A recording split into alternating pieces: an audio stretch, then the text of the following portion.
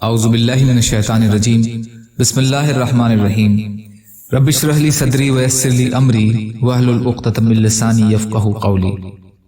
اخلاص نیت کے بارے میں اللہ کے نبی صلی اللہ علیہ وسلم کی حدیثیں۔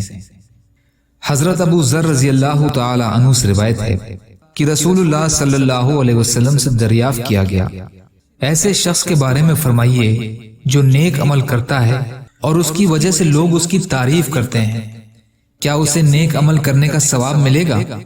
لوگوں کا اس کی تعریف کرنا ریاکاری میں تو داخل نہیں ہوگا۔ آپ صلی اللہ علیہ وسلم نے ارشاد فرمایا، یہ تو مومن کو جلد ملنے والی بشارت ہے۔ مسلم شریف۔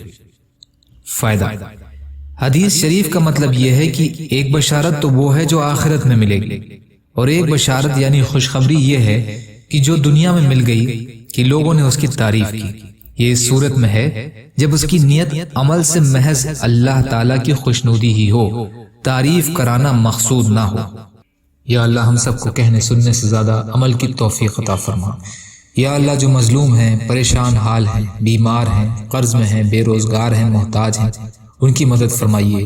یا اللہ جو دنیا سے ایمان کی حالت میں چلے گئے ان کی مغفرت فرمائیے۔ ہم سب کو دنیا اور آخرت کی تمام خیر عطا فرمائیے برحمتک یا ارحم الراحمین۔ لا الہ الا اللہ محمد رسول اللہ۔ السلام علیکم۔